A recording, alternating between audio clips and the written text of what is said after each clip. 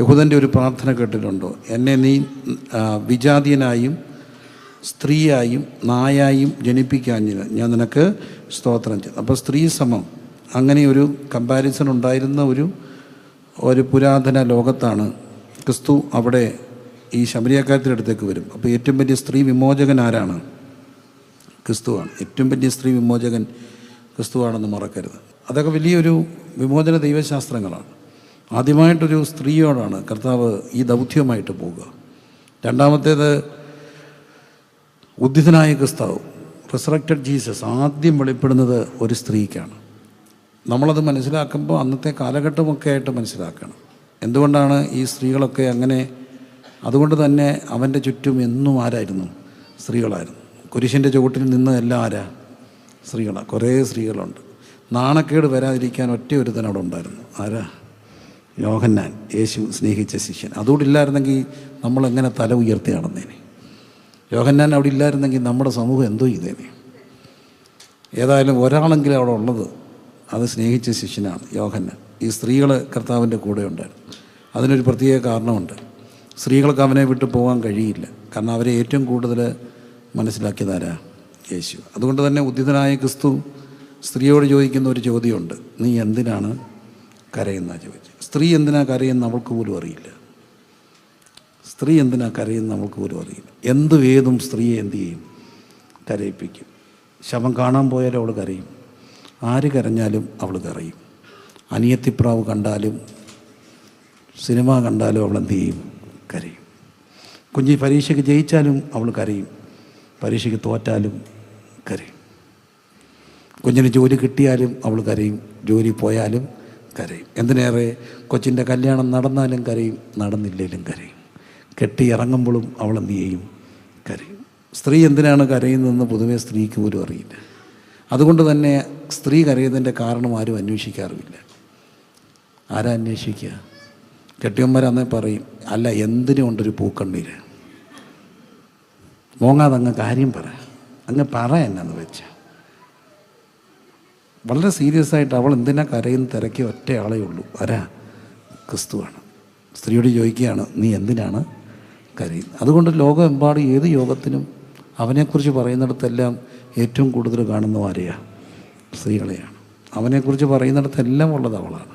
എന്താ കാര്യം ചോദിച്ചാൽ അവളുടെ കണ്ണീരിനെ ഗൗരവമായി കണ്ട ഏറ്റവും വലിയ ഗുരു ആരാ? സ്ത്രീയാണ്. അല്ലേ? അവളുടെ കണ്ണീരിനെ ഏറ്റവും ഗൗരവമായി കണ്ടത്. അതാണ് ക്രിസ്തുവിൻ്റെ വിമോചനം എന്ന് പറയുക. സാധാരണ ആരും അങ്ങനെ സ്ത്രീയുടെ കണ്ണീരിനെ ഗൗരവമായി കാണാറില്ല. അത് ഗൗരവമായി കണ്ട, കണ്ണീരിനെ ഗൗരവമായി കാണുന്നവരുടെ മുമ്പിലെ മനുഷ്യൻ കരയത്തുള്ളൂ. അതുകൊണ്ട് തന്നെ അവിടെ കാണുകയാണ് ക്രിസ്തു. അപ്പോൾ 4-ാം അധ്യായത്തിൽ ഈ വിഭാഗീതികളുടെ നടിച്ചൂരുകളെ ക്രിസ്തു ഇടിക്കുന്നതായിട്ടാണ് കാണുന്നത്. ക്രിസ്തു നേരെ ശമരിയക്കാരത്തിലെടുത്തിയില്ലെന്നു. എന്നിട്ട് അവളോട് സംസാരിക്കുകയാണ്. അവൾ അഡ്രസ്സ് ചെയ്ത ഒരു ദാഹമുണ്ട്. വഴിവിട്ട ജീവിതത്തിലൂടെ എന്തൊക്കെയോ ഒരു പക്ഷേ അവിടെ ജീവിതത്തിൽ അടക്കി വെച്ചിരുന്ന അമർഷങ്ങൾ, അവളെ ചതിച്ച വഞ്ചകരോടുള്ള പ്രതിഷേധങ്ങൾ ഒക്കെ അവിടെ അകത്ത് കാണും. ഒരു പക്ഷേ അവളെ ഇട്ടച്ച് പോയ അപ്പനോടുള്ള ദേഷ്യം കാണും. നമുക്കറിയത്തില്ല, മനുഷ്യ മനസ്സുകൾ എന്തോരം കോംപ്ലിക്കേറ്റഡാണ്. അപ്പോൾ അതുകൊണ്ട് തന്നെ വല്ലാതെ കോംപ്ലിക്കേറ്റഡ് ആയിരിക്കാം ഈ പെൺകുട്ടിയുടെ ജീവിതം. അതുകൊണ്ട് തന്നെ ആയിരിക്കണം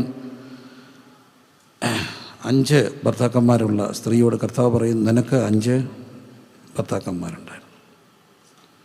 ഇത് ഞാൻ പറയുമ്പോൾ സ്ത്രീ എന്തിനാണ് അങ്ങനെയൊക്കെ ചെയ്തതെന്ന് ചിലപ്പോൾ സ്ത്രീക്ക് പോലും അറിയില്ല.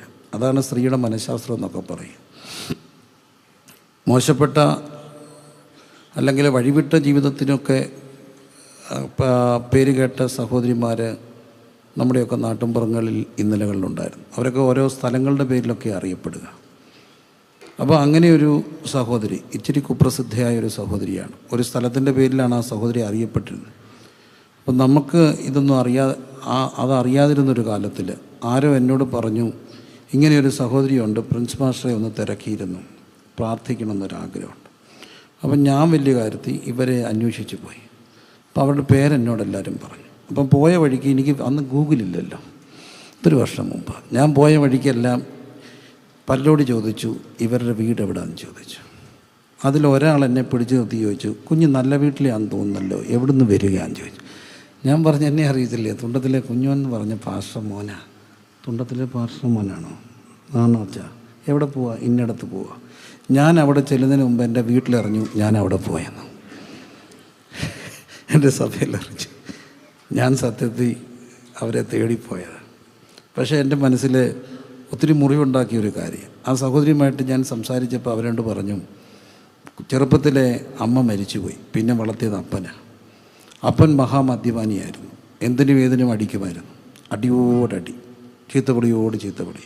അപ്പൻ്റെ കൂട്ടത്തിൽ വരുന്ന കൂട്ടുകാർ പലപ്പോഴും മുതിർന്ന ഈ പെൺകുട്ടിയെ ഉപദ്രവിക്കുമെന്നൊക്കെ പേടിച്ച് നാട്ടുകാരും വീട്ടുകാരും എല്ലാവരും കൂടെ കൂടി ഒടുവിൽ അവളെ കെട്ടിച്ചു. അവിടെ അപ്പനാകാൻ പ്രായമുള്ള ഒരുത്തിനെയും കൊണ്ടാണ് കെട്ടിച്ച്. കാരണം അവർക്ക് എങ്ങനെയെങ്കിലും ഈ കർമ്മം തീർത്താൽ മതി. അതുകൊണ്ട് തന്നെ കെട്ടിക്കഴിഞ്ഞപ്പോൾ ഇയാൾ സംശയരോഗിയായിരുന്നു. എന്നും അടിയോട്ടടിയ, ആരടി ഇപ്പം വന്നിട്ട് പോയേ, ഈ ചെരുപ്പാരുടെ അടി, ഈ തലമുടി ആരുടെ അടി, ഇതാരാടി അതാരാടി, അടിയോടടി കിട്ടിയപ്പം അവൾക്കൊരു കാര്യം പിടികിട്ടി, പോയാലും പോയില്ലെങ്കിലും എന്ത് കിട്ടും? അടി കിട്ടും. എന്നാൽ പിന്നെ പോയിട്ടടി മേടിക്കല്ലോ. ആ മനസ്സാണ് അവളെ അവിടെ എത്തിച്ചത്.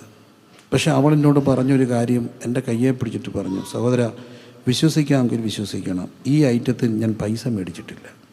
എൻ്റെ അപ്പനോടുള്ള അടങ്ങാത്ത വാശിയും എന്നെ അടിച്ച ഭർത്താവിനോടുള്ള അടങ്ങാത്ത വാശിയും ഞാൻ എവിടെയോ തീർക്കുകയായിരുന്നു. സത്യത്തിൽ ഈ മനുഷ്യ മനസ്സുകളെ വായിക്കുവാൻ നമുക്ക് കഴിയാതെ പോകുന്നു എന്നുള്ളതാണ് സമൂഹത്തിൻ്റെ ഏറ്റവും വലിയ ദുരന്തം. നമുക്ക് മോശമായതിൻ്റെ പിന്നെ ഒറ്റ കാരണമേ ഉള്ളൂ, എന്താ? മോശമായെന്നുള്ളത്. അപ്പോൾ അവരെന്തുകൊണ്ടാണ് ഇങ്ങനെ മോശമായി പോവുക? ഇവിടെയാണ് ആ സഹോദരിയോട് കർത്താവ് സംസാരിക്കുകയാണ്. ഒറ്റ വാക്കുകൊണ്ടൊക്കെ അവളെ വിശുദ്ധീകരിക്കുകയാണ്. ആ സംസാരം അവളെ വിശുദ്ധീകരിച്ചു. നിനക്ക് ദാഹം, അവൾ പറയുന്നു, ഈ വെള്ളം കുടിക്കുന്നവനെല്ലാം പിന്നെ എന്തു ചെയ്യും? ദാഹിക്കും. എന്നാൽ എന്നിൽ നിന്ന് കുടിക്കുന്നവനോ ആ നിത്യജീവനിലേക്ക് പൊങ്ങുന്ന നീരിറങ്ങി. ആ സംസാരം, അവളൊരു കാര്യം ചെയ്തു, അവൾ ആ പാത്രം അവിടെ വെച്ചിട്ട് ഓടിപ്പോവുകയാണ്. ഞാൻ ചെയ്തതൊക്കെയും എന്നോട് പറഞ്ഞ ഒരുവനെ ഞാൻ എന്തു ചെയ്തു? കണ്ടു എന്ന് പറയുകയാണ്. ആ സ്ത്രീ ഒരു വലിയ സുവിശേഷത്തിൻ്റെ ദൗത്യമായിട്ട് മാറുകയാണ്. ഇവിടെയാണ് ക്രിസ്ത്വാനുഭവങ്ങൾ ഒരു മനുഷ്യനുണ്ടാകുന്ന രൂപാന്തരങ്ങൾ. കാരണം ഏതു മനുഷ്യൻ്റെ മനസ്സിൻ്റെ അടിത്തട്ടി കിടക്കുന്ന, അവനെ അങ്ങനെ ആക്കിയ മുറിവുകളെ കണ്ടെത്താൻ കഴിയുന്ന ഒരേ ഒരാൾ ക്രിസ്തുവാണ്. വലിയൊരു മഞ്ഞുമലയുടെ അടി പോലെ മനുഷ്യൻ്റെ മനസ്സൊക്കെ. നമ്മൾ മുകൾ ഭാഗം മാത്രം കണ്ട് വിധിക്കുന്നവരാണ്. നമുക്ക് ഈ വിധിക്കാൻ ഭയങ്കര ഇഷ്ടവുമാണ്. മലയാളികൾക്ക് ഭയങ്കര ഇഷ്ടമാണ് എന്ത് ചെയ്യാൻ? വിധിക്കാൻ. കോവിഡിൻ്റെ കാലത്തിൻ്റെ ചെറിയൊരു അയവ് വന്നപ്പോൾ ഒരു കല്യാണം, ഒത്തിരി കല്യാണം എൻ്റെ ചർച്ചയാണ്. പലരും വന്ന കല്യാണങ്ങൾ നടത്തിയത് ഞങ്ങളുടെ ചർച്ചയില്ല, കല്യാണവും ശവടക്കവും ഒക്കെ. അതിനൊരു കാരണം ഉണ്ടായിരുന്നു. പലയിടങ്ങളിൽ എൻ്റെ സഭയിലെ വിശ്വാസികളിവിടെ ഉണ്ട്, പലയിടങ്ങളിലായിട്ടൊക്കെ ഇരിക്കാനൊക്കും. അതുകൊണ്ട് തന്നെ ഇച്ചിരി ധൈര്യമൊക്കെ വേണ്ടേ കാര്യങ്ങളൊക്കെ നടത്താൻ. ഒന്ന് ആൾ വരണം, അവരെ ഒന്ന് സ്വീകരിക്കണം. അപ്പോൾ അതിനകത്ത് പല കല്യാണങ്ങളും അവിടെ നടന്നു. അപ്പം അതിനകത്ത് ഒരു കല്യാണം നടന്നപ്പോൾ അവരെന്നോട് സംസാരിച്ചപ്പോൾ ഞാൻ പറഞ്ഞു, സാരമില്ല, അന്ന് 50-60 പേർക്കൊക്കെ വരാം, ഞങ്ങൾ പേടിക്കണ്ട, പലര് വന്നാൽ പല ടൈമായിട്ട് വരിക. അപ്പോൾ ഞാൻ പറഞ്ഞു, ഞാൻ കുറേയെങ്കിലുമൊക്കെ ഹാൻഡിൽ ചെയ്യാം. പെട്ടെന്ന് ഈ നമുക്കറിയാൻ വയ്യാത്ത ഈ വിജിലൻസോ സ്ക്വാഡോ ഒക്കെ വന്നാൽ നമ്മൾ പെട്ടുപോകും. അതല്ലെങ്കിൽ നമുക്ക് എന്തെങ്കിലുമൊക്കെ മാനേജ് ചെയ്യാം. അങ്ങനെ മാനേജ് എല്ലാം ചെയ്യാമെന്ന് പറഞ്ഞപ്പോൾ അദ്ദേഹം പറഞ്ഞു, ഒരു കുറവൊന്നും വരത്തില്ല, വൃത്തിയായിരിക്കണം എന്നെല്ലാം പറഞ്ഞു. കല്യാണം എല്ലാം ഞാൻ ഏറ്റു, എല്ലാം എന്നെ ഏൽപ്പിച്ചു. കോവിഡിൻ്റെ പീക്ക് ടൈമാണ്. അപ്പം നമ്മളൊരു കാര്യം ഏറ്റു കഴിഞ്ഞാൽ പിന്നെ അത് നമുക്ക് ഒന്നും ഉറക്കം കാണത്തില്ല, വൃത്തിയായിട്ട് ചെയ്യണം. എല്ലാ പ്രാവശ്യവും കാര്യം ഏറ്റു കഴിയുമ്പം തീരുമാനിക്കുക ഇനി ഒരു കാര്യം ഏക്കരുതെന്ന്. കാരണം അവസാനം നമുക്ക് ചീത്തവിളിയെ മിച്ചം വരത്തുള്ളൂ, കുറേ പരിഭവം. അതുകൊണ്ട് എന്നാലും പിന്നെ മനുഷ്യരല്ലേ, ഇതൊക്കെ ഏറ്റില്ല പിന്നെ നമ്മളെന്തിനാണ് ജീവിക്കുന്നത്? അപ്പോൾ എന്നാലും ഞാൻ അങ്ങനെ ആ കല്യാണം നടത്തുക. അപ്പോൾ കല്യാണം നടത്തുമ്പോൾ ഞങ്ങൾ മറന്നോന്നറിയത്തില്ല, സൗദിയിലുണ്ടായിരുന്നു. ഞങ്ങളുടെ അവിടെയൊക്കെ ഈ കല്യാണവും പരിപാടിയും ശവടക്കമെല്ലാം അടക്കം 2 തോക്ക് പിടിച്ചുകൊണ്ട് 2 പേര് നിൽക്കും. അവർ വരുന്നവിടെ എല്ലാം നെറ്റിക്കോട്ട് ആദ്യം തോക്ക് വെക്കും. മറക്കല്ലേ, ആ സാധനമൊക്കെ ഇവിടെയൊക്കെ ഉണ്ട്, മറന്നുപോയോ? അതിൻ്റെ പേരെന്താ? ടെമ്പറേച്ചർ നോക്കുക. അപ്പോൾ എന്നിട്ട് അഡ്രസ്സും ഫോൺ നമ്പറും എന്തു ചെയ്യും? എഴുതിയെടുക്കും. അങ്ങനത്തെ കാലം ഓർമ്മയുണ്ടോ? ഇപ്പോൾ യോഗമൊക്കെ നടക്കുകയാണ്, 2 പേര് വാതിക്ക് നിൽക്കും, തോക്കിട്ട് നെറ്റിക്ക് വെക്കും, എന്നിട്ട് പേരും അഡ്രസ്സും ഒക്കെ കുറിച്ചിടും. അപ്പോൾ നടത്തിയപ്പോൾ ഞാനത് ഇവൻ്റുകാരോട് പറഞ്ഞ് 2 പേരെ ഏൽപ്പിച്ചേക്കണം. അപ്പോൾ 2 പെൺപിള്ളേരെ അവർ കൊണ്ടുവന്നു. പാവം പിടിച്ച് 2 പിള്ളേർ, നല്ല 2 പെൺപിള്ളേർ. അവർ സ്കൂട്ടറെ വന്നു, അവർ ഡ്രസ്സൊക്കെ വന്ന് നല്ല ചെറിയ 2 മിടിയും ഒരു കോട്ടും ഒക്കെ ഇട്ട് ലിഫ്റ്റിക്കൊക്കെ ഇട്ട് നല്ല മിടുക്കര് 2 പെൺപിള്ളേർ ഈ വാതുക്കെ ഇതെല്ലാം നോക്കുക. എൻ്റെ പൊന്നെ, യോഗത്തിന് കല്യാണത്തിന് വന്ന ഒരു അച്ഛൻ എൻ്റെ അടുക്ക് വന്നു. പ്രിൻസ് പാസ്റ്റർ ഇങ്ങനെ തരംതാണ് പോയല്ലോ, പാപികളുടെ കൂട്ടത്തിൽ പെട്ടല്ലോ, ഞാൻ ചോദിച്ചു, എന്തോ പറ്റി അച്ഛാ, എന്തോ പറ്റി? എനിക്കങ്ങ് വിഷമമായിപ്പോൾ. എന്തോ പറ്റി? കണ്ടില്ല ഇത്. ഞാൻ ചോദിച്ചു, എന്ത്? ആ പെൺപിള്ളേരുടെ കാല് കണ്ടോ? മിടിയിട്ടേക്കുക. ഞാൻ അതുവരെ സത്യമായിട്ടത് കണ്ടില്ല. കാണേണ്ടവരല്ലേ ഇതൊക്കെ കാണത്തുള്ളൂ. ഞാൻ കണ്ടില്ല, സത്യമായിട്ട് ഞാൻ കണ്ടില്ല. ഇതാരാണ്ട് നോക്കിക്കൊണ്ട് നിൽക്കുകയാണ്. നീ കണ്ടോ, കാല് കണ്ടോ? ഞാൻ പറഞ്ഞു, കണ്ടില്ല. കാണണം. കണ്ടോ? ഓ, ഇതാണോ പെന്തക്കോസ് പള്ളിയിൽ നിർത്തേണ്ട വാതുക്കൽ? നീ ഇങ്ങനെ ആയിപ്പോയല്ലോ. ഞാൻ ചോദിച്ചു, മുതുക്ക, തനിക്ക് അകത്ത് കയറി താനിതിനെ വായി നോക്കി വിടുന്നേ. വയസ്സാം കാലത്ത് തന്നോട് ആര് പറഞ്ഞു നോക്കാൻ? ഞാൻ ഇതുവരെ കണ്ടില്ല, താനെങ്ങനെ ഇത് കണ്ടേ? അയാൾ പിന്നെയും തിരിച്ചു വന്ന് നോക്കി വർത്തമാനം പറയാൻ നിൽക്കുക. താൻ കയറിപ്പോ, ഒന്നത് പോ, എന്നോടധികം സംസാരിക്കണ്ട. എനിക്കെൻ്റെ കലിയും ദേഷ്യവും എല്ലാം വന്നു. ഈ പിള്ളേരങ്ങ് പോയി. എന്നാലും 2 പെൺപിള്ളേർ. അപ്പം ഞാൻ ഓർത്ത് ഇതുങ്ങളോടൊന്ന് സംസാരിക്കുക. ഏതായാലും പാമ്പിടിച്ച 2 പിള്ളേർ, പക്ഷെ കണ്ടാൽ നല്ല അഴകുള്ള 2 പിള്ളേരാണ്. അപ്പം ഞാൻ എൻ്റെ ഭാര്യയും കൂടെ അവരെ വീട്ടിൽ പഠിപ്പിച്ചു. ഇത് കല്യാണം നടന്നുകൊണ്ടിരിക്കും. അവരോട് ചുമ്മാ ഒന്ന് സംസാരിക്കാമെന്ന് സംസാരിച്ചപ്പോൾ അപ്പം ഇവരെന്നെ അച്ഛനെന്നാണ് വിളിക്കുക. കത്തോലിക്കരാ. അച്ഛൻ, ഞങ്ങളെ ഇങ്ങനെ ഈ ഡ്രസ്സൊന്നും കണ്ടുകൊണ്ട് അളക്കല്ലേ. അച്ഛൻ തളർന്ന് കിടക്കുക, അമ്മയ്ക്ക് ആസ്മയാണ്, ഞങ്ങൾ പഠിക്കുക. ഇങ്ങനെ എല്ലാ വീക്കെൻഡിലും ജോലിക്ക് പോയാൽ ജീവിക്കുന്നത്. ആലുവായിൽ നിന്ന് അതുങ്ങൾ സ്കൂട്ടറിൽ ഓടിച്ച് ഓടി നാട്ടി വന്ന 1000-1500 രൂപ കിട്ടും. ഇതാണ് ഞങ്ങളുടെ ജീവിതമാർഗം. ഇതൊന്നും കണ്ടിട്ട് ഞങ്ങളെ വിധിക്കരുത്. എനിക്കെന്തിനും സങ്കടം തോന്നിയത് മറ്റതിനും 10-10:30 എൻ്റെ പെണ്ണ് എഴുന്നേറ്റിട്ടില്ല. പിള്ളേർ അവർ ഉച്ചയും കുത്തി കിടന്ന് ഉറക്കുക. അപ്പോഴും ആ സമയത്ത് ഇതുങ്ങൾ വന്നപ്പോഴാണ് ഇയാൾ അതിൻ്റെ കാല് കണ്ടുകൊണ്ട് നിൽക്കുന്നത്. ഈ മനുഷ്യർ വിധിക്കാൻ ശ്രമിക്കണം. എൻ്റെ ഭാഷ മോശമായിപ്പോയി, സങ്കടം കൊണ്ട് പറഞ്ഞു പോയാൽ. നമുക്ക് ഈ വിധിക്കാൻ എളുപ്പമാണ്, ഭയങ്കര പെട്ടെന്ന് നമ്മൾ വിധിക്കുന്ന മനുഷ്യരെ. അതുകൊണ്ടാണ് കർത്താവ് പറയുന്നുണ്ട്, കേൾപ്പാൻ വേഗതയും. മനുഷ്യരെ നമ്മൾ മനസ്സിലാക്കാറില്ല എന്നുള്ളത്. ക്രിസ്തുവിൻ്റെ ഏറ്റവും വലിയ പ്രത്യേകത, ഓരോ പ്രവൃത്തിയുടെ പിന്നിൽ അവനെ അങ്ങനെ ആക്കിയ മനസ്സിൻ്റെ താടനങ്ങളെ ആന്തോളനങ്ങളെ എല്ലാം കണ്ടു മനസ്സിലാക്കി അവരുടെ മനസ്സിനെ തൊട്ട ഒരേ ഒരു ഗുരു ഉണ്ടെങ്കിൽ അതിൻ്റെ ക്രിസ്തുവാണ്.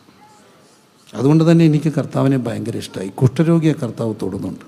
എന്തിനാ ക്രിസ്തു കുഷ്ഠരോഗിയെ തൊട്ടത്? ഒരു മനുഷ്യനും കുഷ്ഠരോഗിയെ തൊടത്തില്ല. ഒറ്റ വാക്കുകൊണ്ട് കർത്താവിന് അവനെ സുഖപ്പെടുത്തായിരുന്നു.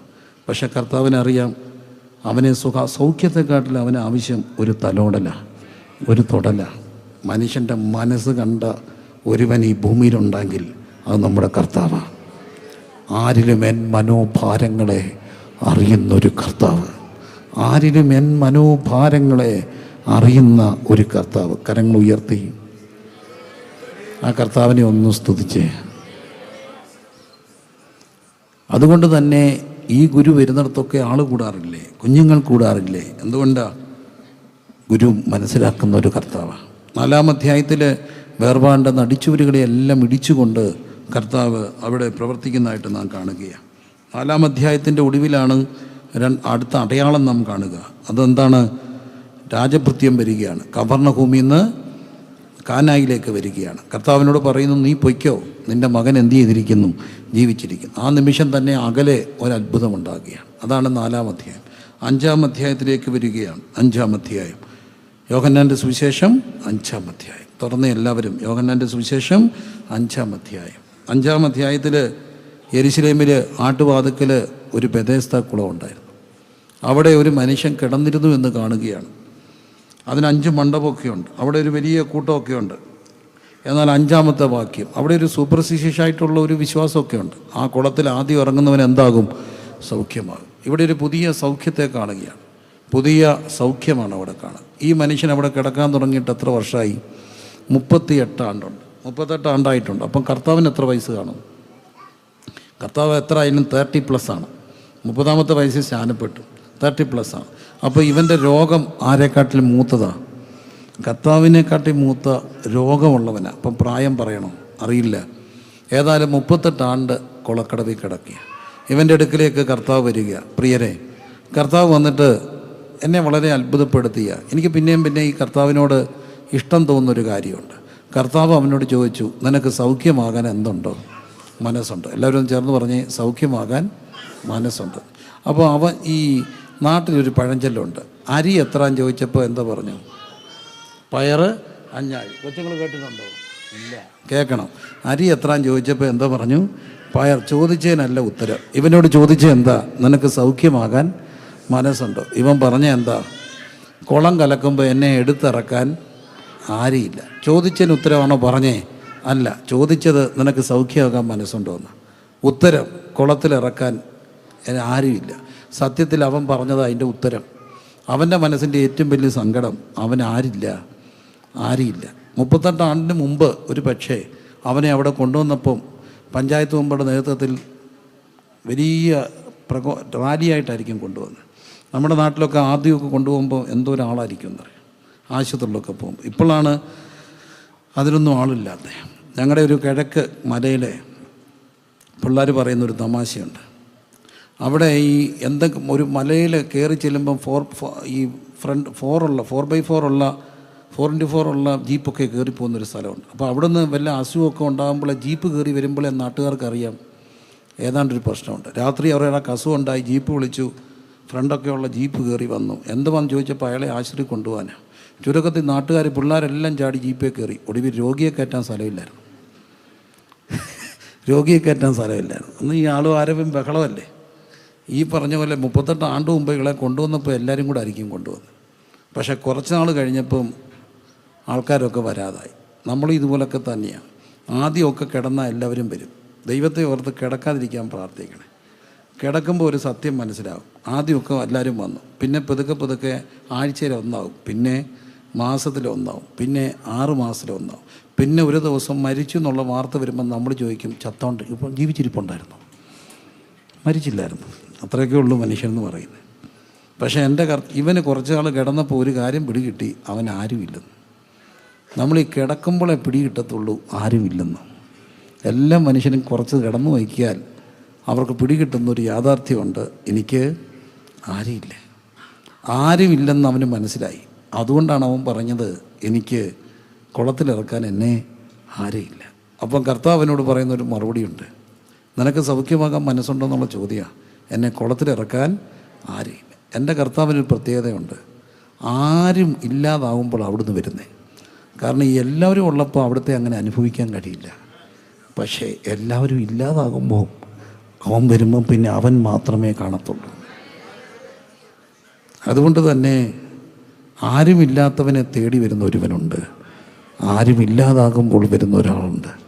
ആൾക്കൂട്ടത്തിനിടയിൽ ചിലപ്പോൾ നമുക്ക് ഈ തിരക്കിൽ അവനെ അങ്ങനെ മനസ്സിലാക്കാൻ കഴിയില്ല. എല്ലാവരുടെയും വരവ് നിൽക്കുമ്പോൾ വരുന്ന ഒരാളുടെ പേരാ കർത്താവ്. എല്ലാവരുടെയും വരവ് നിൽക്കുമ്പോൾ വരുന്ന ഒരാളുടെ പേരാ കർത്താവ്. കരങ്ങളെല്ലാം ഉയർത്തി ഒരു നിമിഷം ശാന്തമായിട്ടൊന്നോർത്തേ. മനുഷ്യരുടെ എല്ലാം പ്രശ്നം ആരുമില്ലെന്നുള്ളതാണ്. ജീവിതത്തിൻ്റെ നിർണായകമായ സാഹചര്യത്തിൽ മനസ്സിലാക്കേണ്ട ഏറ്റവും വലിയൊരു മാനുഷിക സത്യമുണ്ട്, എല്ലാ മനുഷ്യരും ഒറ്റയാണ്. പക്ഷേ ഒറ്റയ്ക്കാകുമ്പോൾ വരുന്നൊരു കർത്താവുണ്ട്. ആരുമില്ലാതായപ്പോൾ അവനെ തേടി വന്നു. 38 ആണ്ട് മുമ്പ് വരത്തില്ലേ? വരാം.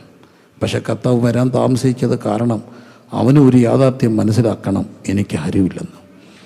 പണമുള്ളപ്പം നമുക്ക് തോന്നും എല്ലാവരും ഉണ്ടെന്ന്, ആരോഗ്യമുള്ളപ്പോൾ എല്ലാവരും തോന്നും എല്ലാവരും ഉണ്ടെന്ന്. പണം പോയി കിടപ്പിലുമാകുമ്പോൾ മനസ്സിലാകുന്നൊരു സത്യമുണ്ട്, ആരുമില്ലെന്ന്. ആരുമില്ലാതായവനെ തേടി കർത്താവ് വന്നു. ഹല്ലേലൂയ.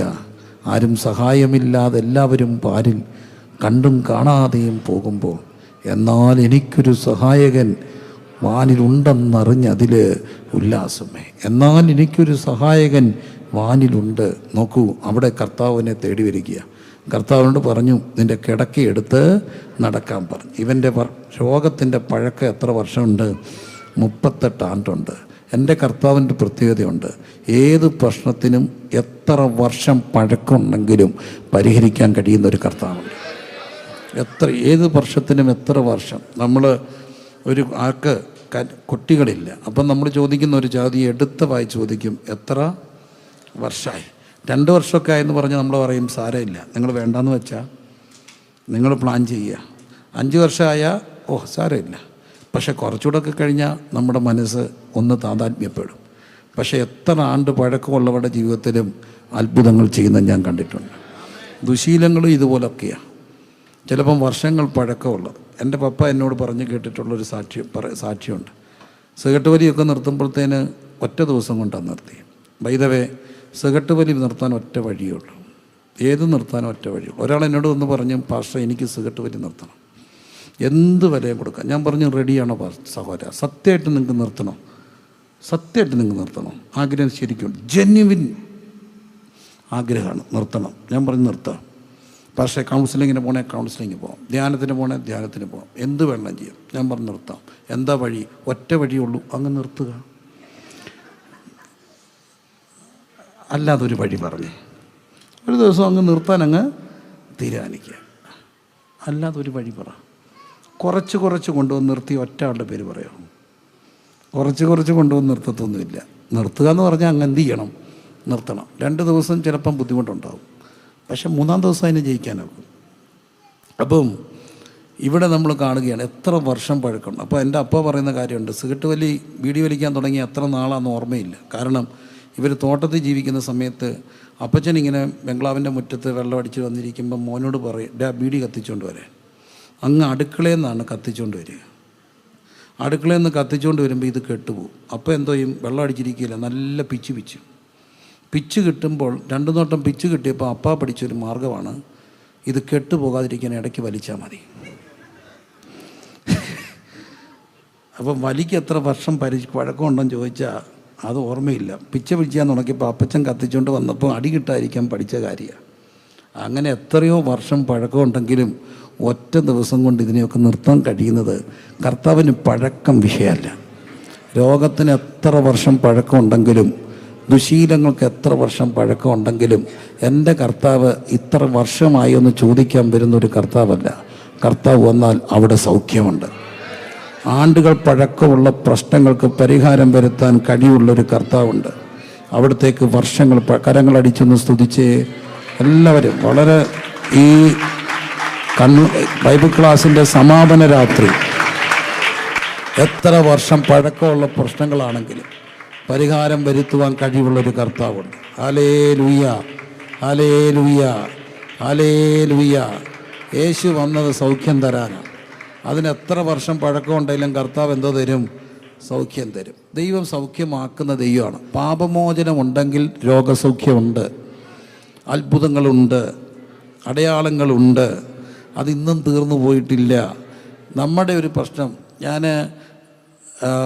വളരെ കൃപയിലും ആശ്രയിച്ച് പറയട്ടെ, എന്തുമാത്രം അത്ഭുതങ്ങൾ നടന്നിരിക്കുന്നുണ്ടെന്നറിയാം. പക്ഷെ നമ്മളിത് ആരും രാവിലെ വൈകിട്ടും മാർക്കറ്റൈസ് ചെയ്യാറില്ല, ലൈവിൽ കൊണ്ടുവന്ന് പറയിപ്പിച്ച് ഭയങ്കര സംഭവമാക്കാറൊന്നുമില്ല. കാരണം ഇത് വളരെ കോമൺ ആയിട്ട് നടക്കുന്ന കാര്യമാണ്. എന്തുമാത്രം അത്ഭുതം! കർത്താവ് ഇന്നും സൗഖ്യമാക്കും ദൈവമാണ്. Hallelujah, hallelujah. വിശ്വാസമുണ്ടോ? സ്തോത്രം ചെയ്തേ. കർത്താവ് സൗഖ്യമാക്കും, കർത്താവ് സൗഖ്യമാക്കും. എൻ്റെ ഒരു ചെറിയ സാക്ഷ്യം പറയും. എനിക്ക് ഒത്തിരി സാക്ഷ്യങ്ങൾ ആ വിഷയമായിട്ട് ബന്ധപ്പെട്ട് പറയാനുണ്ട്. എന്നാലും ഒരു സാക്ഷ്യം, എൻ്റെ അപ്പ 2017 മരിച്ചു. അപ്പോൾ 2017 അപ്പ മരിക്കുന്ന സമയത്ത് അതിനൊരു വർഷങ്ങൾക്ക് മുമ്പ് എനിക്കൊരു ഓർമ്മയായ, ഞാനൊരു 10-30 വർഷത്തിന് മേലെയായിട്ട് ഞങ്ങളുടെ ജനറൽ കൺവെൻഷൻ്റെ ഫുഡിൻ്റെ ചാർജ് അപ്പയാണ്. അപ്പോൾ ഞങ്ങളുടെ റാന്നിയിൽ നിന്ന് പോകുന്നവരാണ്, അപ്പയുടെ കൂടെ ഉള്ളവരാണ് അതെല്ലാം ചെയ്യുക. എത്രയോ വർഷമായിട്ട് അത് ഞങ്ങളുടെ ഒരു അവകാശം പോലെ ഞങ്ങൾ കൊണ്ടു നടക്കുന്നൊരു കാര്യം.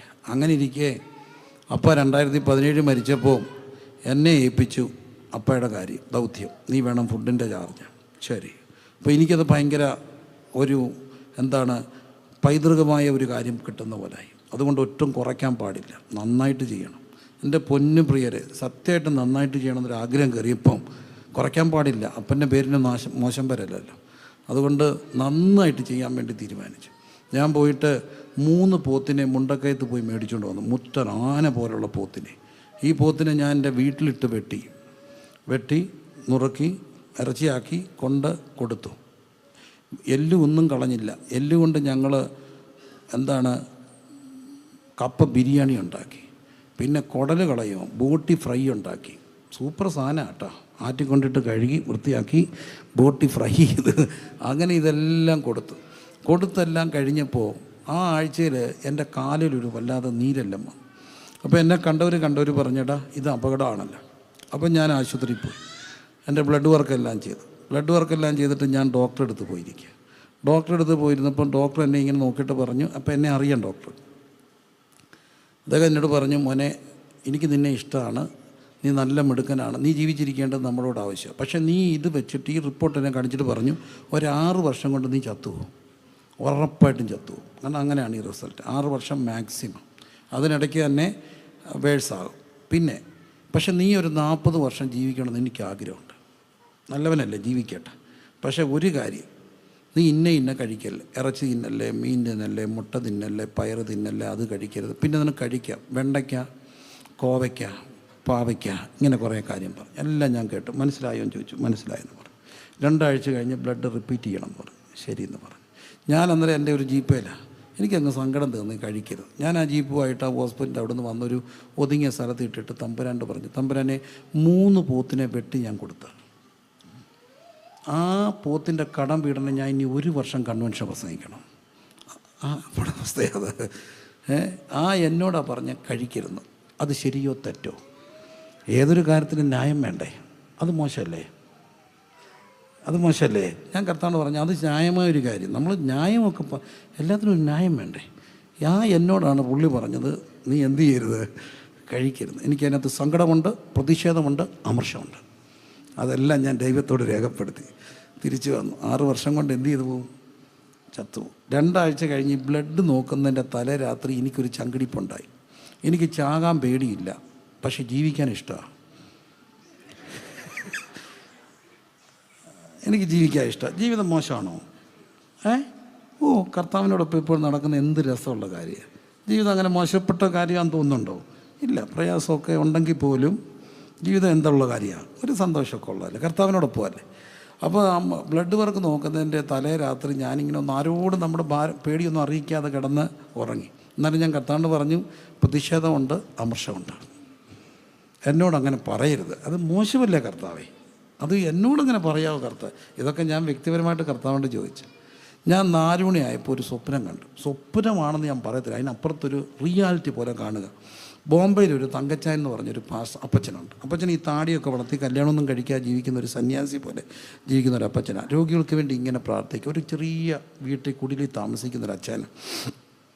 ഈ അപ്പച്ചനെ ഞാൻ ഒരിക്കൽ മുംബൈ വെച്ച് കണ്ടപ്പോൾ എന്നോട് പറഞ്ഞു, പ്രിൻസേ എനിക്ക് നിന്നെ താല്പര്യമാണ്, ഞാൻ നിൻ്റെ പ്രസംഗം കേൾക്കാറുണ്ട്, ഞാൻ മോന് വേണ്ടി എന്നും പ്രാർത്ഥിക്കാറുണ്ട്, നിനക്ക് എന്ത് ആവശ്യമുണ്ടെങ്കിലും എന്നെ വിളിക്കണം എന്ന് പറഞ്ഞു. അപ്പം ഞാൻ ഇടയ്ക്കിടയ്ക്ക് ഈ അപ്പച്ചനെ വിളിക്കുകയും പ്രാർത്ഥിക്കുകയൊക്കെ ചെയ്യും. ഞാൻ 4 മണിയായപ്പം കാണുകയാണ് ഈ അപ്പച്ചൻ എൻ്റെ അടുക്ക വന്നു, എൻ്റെ കട്ടിലിൻ്റെ അടുത്തിരിക്കുന്നു, ഒരു സ്റ്റൂൾ എടുത്തിരുന്നിട്ട് ഒരു കുപ്പി എണ്ണ എടുത്ത് പ്രാർത്ഥിച്ച് എൻ്റെ ഒരു ഉള്ളംകാല് വരെ പുരട്ടി. എന്നിട്ട് പറഞ്ഞ് മക്കൾ പേടിക്കേണ്ട, ഏട്ടാ ധൈര്യമായിട്ട് പോക്കും, അപ്പച്ചൻ ഇവിടെ ഉണ്ട്. ഞാൻ അനുഭവിക്കുകയാണ്, പുള്ളി എന്നെ ദേഹത്തെല്ലാം തോടുന്നത്. ഇത് ഒരു അനുഭവമാണ് കേട്ടോ, ഉപദേശമല്ല. ഏതായാലും അത് കഴിഞ്ഞ് ഞാൻ ഉണർന്നപ്പോൾ എനിക്ക് മനസ്സിലായി അത് ഞാൻ ശരിക്കും ഓർക്കുകയാണ്. അപ്പം ഞാൻ ബ്ലഡ് കൊടുക്കാൻ വേണ്ടി അവിടെ ചെന്നിട്ട് ആ പഠിക്കുന്ന അപ്പച്ചനെ വിളിച്ചു. അപ്പച്ചോ പ്രിൻസാണ്. ആണോ? 4 മണിക്ക് ഞാൻ നിൻ്റെ മുറി വന്ന് നിനക്ക് വേണ്ടി പ്രാർത്ഥിച്ചായിരുന്നു പറഞ്ഞു. 4 മണിക്ക് നിൻ്റെ മുറി വന്ന് ഞാൻ നിനക്ക് വേണ്ടി എന്ത് ചെയ്തു? പ്രാർത്ഥിച്ചു. അത് എന്തോ പുള്ളി എന്നോട് പറഞ്ഞ മറുപടിയാണ്. പുള്ളി ചിലപ്പോൾ ഉണർന്ന് പ്രാർത്ഥിച്ചായിരിക്കാം. ഏതായാലും ബ്ലഡ് നോക്കി കഴിഞ്ഞപ്പോൾ ഡോക്ടർ എന്നോട് പറഞ്ഞു, ഞാൻ ചോദിച്ചു എന്തോ ചെയ്യണം? കഴിക്കാം, പക്ഷേ കഴിക്കാൻ വേണ്ടി ജീവിക്കരുത്, ജീവിക്കാൻ വേണ്ടി എന്ത് ചെയ്യണം? കഴിക്കണം. ഞാനൊരു കാര്യം പറയാം, എൻ്റെ കർത്താവ് ഇന്നും സൗഖ്യമാക്കുന്ന കർത്താവ്. എത്ര വർഷം പഴക്കമുണ്ടെങ്കിലും അടിപ്പിണരുകളാൽ സൗഖ്യമുണ്ട്, അടിപ്പിണരുകളാൽ സൗഖ്യമുണ്ട്. ഞങ്ങളുടെ നാട്ടിലെ ഒരു സഹോദരി ക്യാൻസർ വന്ന് മരിക്കുമ്പോൾ തലേ രാത്രി അവർ മരിക്കുമെന്ന് ഉറപ്പായപ്പം ആ സഹോദരി അമ്മയെ വിളിച്ച് പറഞ്ഞു, എനിക്കിനി അധികം മണിക്കൂറില്ല, ഞാൻ മരിക്കുക. പക്ഷേ എൻ്റെ ബോഡി വെച്ചിട്ട് അമ്മ ധൈര്യമായിട്ട് പറയണം, എൻ്റെ മകൾ മരിച്ചു, പക്ഷേ എൻ്റെ കർത്താവ് ഇന്നും സൗഖ്യദായകനായി ഉയരത്തിലുണ്ട്. ഒരാൾ മരിച്ചത് കൊണ്ട് യേശു സൗഖ്യദായകനല്ലെന്ന അർത്ഥമല്ല. കർത്താവ് ഇന്നും സൗഖ്യമാക്കുന്ന കർത്താവാണ്. ആണ്ടുകൾ പഴക്കമുള്ള പ്രശ്നങ്ങൾക്ക് പരിഹാരം വരുത്തുവാൻ കഴിവുള്ള ഒരിടമുണ്ട്, അത് നമ്മുടെ ക്രിസ്തു സന്നിധിയാണ്. ഹല്ലേലൂയ. ഈ രാത്രിയിലും ആ കർത്താവ് ഈ ഓഡിറ്റോറിയത്തിനകത്തുണ്ട്. 2 കരങ്ങളും ഉയർത്തി രോഗസൗഖ്യത്തിന് വേണ്ടി പ്രാർത്ഥിച്ച്, വ്യക്തിപരമായിട്ട് പ്രാർത്ഥിച്ച്. അട്ടിപ്പിണരുകളാൽ സൗഖ്യമുണ്ട്. ആന്തരിക അവയവങ്ങൾ സുഖപ്പെടട്ടെ. രോഗം വന്ന് ക്ഷീണിച്ചവർ ബലപ്പെടട്ടെ. വ്യക്തിപരമായി ഇന്ന് രാത്രി രോഗസൗഖ്യം മക്കളുടെ അവകാശമാണ്. 2 രീതിയിൽ കൈകളും ഉയർത്തിപ്പിടിച്ചുകൊണ്ട് തന്നെ നിൽക്കുമ്പോൾ 2 രീതി സൗഖ്യം ഉണ്ടാകും. 1 സഡൻ ഹീലിംഗ്, 2 രോഗശാന്തി. കർത്താവ് ചിലപ്പം പറയും ആ രോഗം അവിടെ ഇരിക്കട്ടെ, പക്ഷേ എൻ്റെ കൃപ നിനക്ക് മതി, എൻ്റെ ശക്തി ബലഹീനതയെ തികഞ്ഞു വരും. ആ രോഗം നിന്നെ തൊടാതെ ദൈവം കാക്കും. ആ രോഗത്തിൻ്റെ മീതെ ചവിട്ടി നടക്കാനുള്ള കൃപ തരും. ഒന്നീ സഡൻ ഹീലിംഗ്, അല്ലെങ്കിൽ രോഗശാന്തി. രണ്ടായാലും എൻ്റെ യേശു യഹോവ റാഫ, അവൻ്റെ അട്ടിപ്പിണരുകളാൽ സൗഖ്യമുണ്ട്. നാം പാപം സംബന്ധിച്ച് മരിച്ച് നീതിക്ക് ജീവിക്കേണ്ടതിന് നമ്മുടെ പാപങ്ങളെ വഹിച്ചുകൊണ്ട് ക്രൂശിമേ കയറി അട്ടിപ്പിണരുകളാൽ സൗഖ്യം തരാമെന്ന് പറഞ്ഞ കർത്താവ് ഈ രാത്രി എഴുന്നള്ളി ഈ ബൈബിൾ ക്ലാസ്സിനകത്ത് വന്നിട്ടുണ്ട്. കേവലം വചനം കേൾക്കുകയല്ല, വചനത്തിൻ്റെ ജീവൻ ശക്തി യേശുവിൻ്റെ നാമത്തിൽ വ്യാപരിക്കട്ടെ, യേശു കർത്താവിൻ്റെ നാമത്തിൽ വ്യാപരിക്കട്ടെ. ഇത് പറഞ്ഞുകൊണ്ടിരിക്കുമ്പോൾ തന്നെ വ്യക്തികളുടെ മേൽ രോഗസൗഖ്യം വ്യാപരിക്കട്ടെ, രോഗസൗഖ്യം വ്യാപരിക്കട്ടെ, രോഗസൗഖ്യം വ്യാപരിക്കട്ടെ, രോഗസൗഖ്യം വ്യാപരിക്കട്ടെ.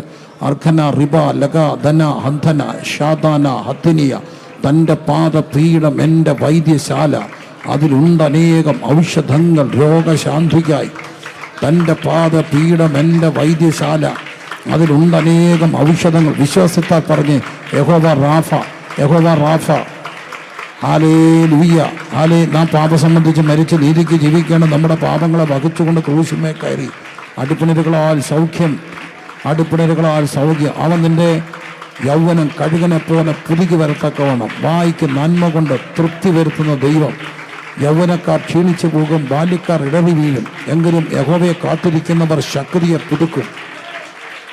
അവർ കഴുകന്മാരെ പോലെ ചിറകടിച്ചുയരും, അവർ ക്ഷീണിച്ചു പോകാതെ ഓടും. കാലുകൾക്ക് സൗഖ്യം യേശുവിൻ്റെ നാമത്തിൽ, കാലിന് സൗഖ്യം, അസ്ഥികൾക്ക് സൗഖ്യം ഉണ്ടാകട്ടെ. നീ എൻ്റെ കാലുകളെ മാൻപേടക്കാലാക്കും, അങ്ങൻ്റെ കാലുകളെ മാൻപേടക്കാലാക്കും. യേശു കർത്താവിൻ്റെ നാമത്തിൽ ഇന്ന് രാത്രി ദൈവിക രോഗസൗഖ്യം വിശ്വാസത്താൽ സ്വീകരിക്കണം, വിശ്വാസത്താൽ സ്വീകരിക്കണം. എൻ്റെ യേശു വരുന്നിടത്ത് സൗഖ്യമുണ്ട്. അതൊരു മാജിക്കല്ല, അത് ഒരു പ്രസംഗകൻ്റെ അത്ഭുത സിദ്ധിയല്ല. യേശുവിനെ കുറിച്ച് പറയുന്നിടത്ത് സൗഖ്യമുണ്ട്.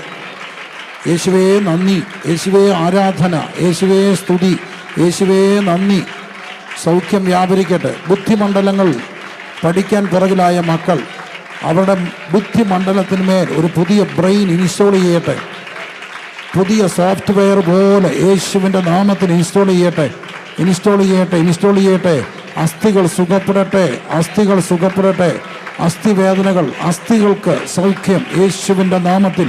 അസ്ഥികൾക്ക് സൗഖ്യമുണ്ടാകട്ടെ, അസ്ഥികൾക്ക് സൗഖ്യമുണ്ടാകട്ടെ. ഇന്ന് വരെ അനുഭവിക്കാത്ത ഒരു പുതുക്കം ഉണ്ടാകട്ടെ, പുതുക്കം. യഹോവയെ കാത്തിരിക്കുന്നവർ ശക്തിയെ പുതുക്കും, അവർ കഴുകന്മാരെ പോലെ ചിറകടിച്ചുയരും. രഖന ഹത്തന റിബ ലഗദന. എല്ലാ സ്കിൻ ഡിസീസുകൾ യേശുവിൻ്റെ നാമത്തിൽ സൗഖ്യമാകട്ടെ, സ്കിൻ ഡിസീസ് സൗഖ്യമാകട്ടെ. തൈറോയിഡിൻ്റെ പ്രയാസങ്ങൾ യേശു കർത്താവിൻ്റെ നാമത്തിൽ സുഖപ്പെടട്ടെ. തൈറോയിഡ് യേശുവിൻ്റെ നാമത്തിൽ, അതിൻ്റെ ബലഹീനതകൾ സൗഖ്യമാകട്ടെ. യേശു സൗഖ്യദായകൻ. ദുശീലങ്ങൾ, ദുശീലങ്ങൾ, ദുശീലങ്ങൾ സൗഖ്യമാകട്ടെ. ഇന്ന് വരെയും പുറത്തു വരാൻ കഴിയാത്ത ചില മേഖലകൾക്കകത്തുകൊണ്ട് നസ്രയനായ യേശുവിൻ്റെ നാമത്തിൽ ജനം പുറത്തു വരട്ടെ. യേശുവേ നന്ദി, യേശുവേ നന്ദി, യേശുവേ നന്ദി, യേശുവേ നന്ദി. ഇതിനകത്ത് ഭയങ്കര ദൈവസാന്നിധ്യം. അത് എനിക്കറിയാം, ചിലരുടെ ശരീരത്തിൽ അത് അനുഭവിക്കുന്നുണ്ട്. ശരീരത്തിൽ ഇവിടെ ഇരിക്കുന്നവർ ചിലർ യേശുവിൻ്റെ സാന്നിധ്യം അനുഭവിക്കുന്നുണ്ട്. ഉപരിപ്ലവമായ ഒരു ബഹളമല്ല, വ്യക്തിപരമായി ശരീരത്തിൽ സൗഖ്യങ്ങൾ. കർത്താവ് നിങ്ങളെ തൊടുന്ന അനുഭവങ്ങൾ വിശ്വാസത്താൽ പ്രാപിച്ചേ. ഇന്നലെ നമ്മൾ പറഞ്ഞു, അകലെ അത്ഭുതം ഉണ്ടാകും. ആണ്ടുകൾ പഴക്കമുള്ള പ്രശ്നങ്ങൾക്ക് യേശു പരിഹാരം വരുത്തും. ബന ഹത്തന അന്ധന റഗല ഹത്തിനിയ റഗനിയ ഷഗനിയ. യേശുവേ ആരാധന, യേശുവേ നന്ദി, യേശുവേ ആരാധന, ആരാധന, ആരാധന, ആരാധന, ആരാധന.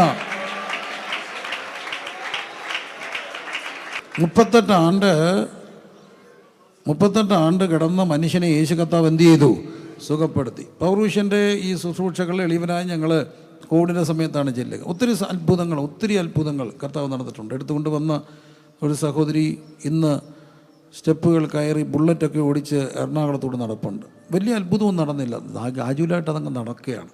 കർത്താവിൻ്റെ വചനം പറയുന്നിടത്തെല്ലാം സൗഖ്യമുണ്ട്. പക്ഷേ എൻ്റെ മനസ്സിൽ വലിയ സന്തോഷം ഉണ്ടായൊരു അനുഭവമുണ്ട്. ഒരപ്പച്ചൻ അച്ചായന് റിട്ടയർഡ് ഒരു ഗവൺമെൻറ് ഉദ്യോഗസ്ഥൻ, അദ്ദേഹം പൗരുഷന് വന്ന സാക്ഷ്യം പറഞ്ഞു. അദ്ദേഹത്തിൻ്റെ കോവിഡ് മൂർച്ഛിച്ച്, എന്നാൽ കോവിഡിൻ്റെ പീക്ക് ടൈമാണ്, ഭയങ്കര പീക്ക് ടൈം. അദ്ദേഹം തിരുവല്ലയിലുള്ള ഒരു ഹോസ്പിറ്റലിൽ വെൻറ്റിലേറ്ററിലാണ്, ഭയങ്കര സീരിയസ് ആണ്. അദ്ദേഹം മരിച്ചു എന്നുള്ള വാർത്തകൾ അറിഞ്ഞുകൊണ്ടിരിക്കുക, ഒരു മിസ്റ്റിക്കൽ എക്സ്പീരിയൻസ് പോലെ. അപ്പോൾ ഞങ്ങൾ അന്നേരം ഇങ്ങനെ പ്രാർത്ഥിച്ചുകൊണ്ടിരിക്കുമ്പോൾ ഫോണിലൂടെയും അല്ലാതെയും ഒക്കെ പ്രാർത്ഥന ആവശ്യങ്ങൾ വരും, അവർക്ക് വേണ്ടി പ്രാർത്ഥിക്കും. ഇത് ലൈവ് ശുശ്രൂഷകൾ നടക്കുകയാണ്. അപ്പോൾ അങ്ങനെ നടക്കുന്ന സമയത്ത് ഞങ്ങൾ മുഴങ്കാലി ഇരുന്ന് പ്രാർത്ഥിക്കുകയാണ്. ഇവർ റിക്വസ്റ്റുകൾ വരും, അതിനുവേണ്ടി പ്രാർത്ഥിച്ചുകൊണ്ടിരിക്കും. അപ്പോൾ ഈ ശുശ്രൂഷ നടക്കുമ്പോൾ ഇദ്ദേഹം സീരിയസ് ആണെന്നുള്ള വാർത്തകൾ അറിയിക്കുന്നു, പ്രാർത്ഥിക്കുന്നു. അദ്ദേഹത്തിൻ്റെ അവസ്ഥ ഭയങ്കര സീരിയസ് ആയി. അദ്ദേഹം വന്ന് സാക്ഷ്യം പറഞ്ഞാൽ അദ്ദേഹത്തിൻ്റെ അവസ്ഥ ഭയങ്കര സീരിയസ് ആയിട്ട് അദ്ദേഹം മനസ്സിലായി മരിക്കുകയാണ്. അപ്പോൾ ഈ ഇദ്ദേഹം മരിച്ചു എന്നുള്ള വാർത്തകൾ പോലൊക്കെ വരുന്നു, ഭയങ്കര സീരിയസ് ആകുന്നു.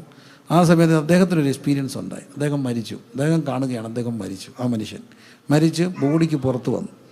പുള്ളി കാണുന്ന ഒരു കാര്യം, പുള്ളിയുടെ പെട്ടി, ശവദേഹം വഹിക്കുന്ന പെട്ടി, മൃതദേഹം എടുത്ത പെട്ടിയിലൊക്കെ ആക്കി ഒരുക്കി പുള്ളി കാണുകയാണ്. ഒരു ആംബുലൻസെ വെച്ചുകൊണ്ട് വീട്ടിലോട്ട് കൊണ്ടുപോകാം. പുള്ളി കാണുക, പുള്ളി അപ്പോഴത്തേന് പുള്ളിക്ക് സീരിയസ് ആണെന്നുള്ള വാർത്തകളാണ് വരുന്നത്.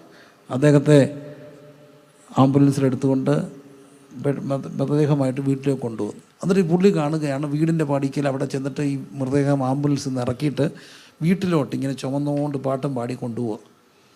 എടുത്തുകൊണ്ട് ഈ പ്രൊസഷൻ പോലെ വീട്ടിലോട്ട് പോകുമ്പോൾ പുള്ളി കാണുന്ന കാഴ്ച, കുറേ ഉപദേശിമാർ മുട്ടുകുത്തി ഈ പ്രൊസഷനെ, ഈ വിലാപയാത്രയെ ബ്ലോക്ക് ചെയ്തു. എന്ത് ചെയ്താൽ കയറ്റിവിടത്തില്ല. അപ്പോൾ ഈ എടുത്തുകൊണ്ട് വരുന്നവർ അവിടെ നിന്നു. പുള്ളി വന്ന് സാക്ഷ്യം പറഞ്ഞ കാര്യം, എടുത്തുകൊണ്ട് വന്നവർ അവിടെ നിന്നു. കാരണം ഈ മുട്ട് കുത്തി ഇന്നവർ കയറ്റിവിടുന്നില്ല. അപ്പോൾ പുള്ളിക്കാരൻ പറഞ്ഞ് അതിനകത്തുനിന്ന് ഒരു ഉപദേശി ചാടി എഴുന്നേറ്റ് ഒരു സിസർ കട്ടടിച്ചു, ഒറ്റ തൊഴി പെട്ടിക്കെട്ട്, പെട്ടി മറിഞ്ഞ് താഴെ വീണു. പിട്ടോന്ന് വീണപ്പം പുള്ളി അങ്ങ് ജീവിച്ചു.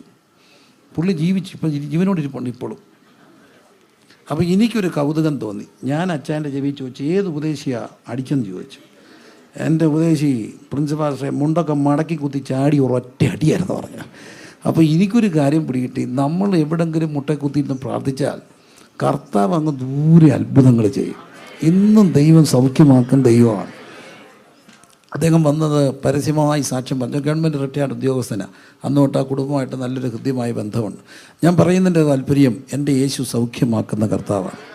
തൻ്റെ പാദപീഠം എൻ്റെ വൈദ്യശാല, അതിലുണ്ടനേകം ഔഷധങ്ങൾ രോഗശാന്തിക്കായി. വിശ്വസിക്കുന്നവരെല്ലാം കരങ്ങൾ ഉയർത്തി സ്തോത്രം ചെയ്തേ.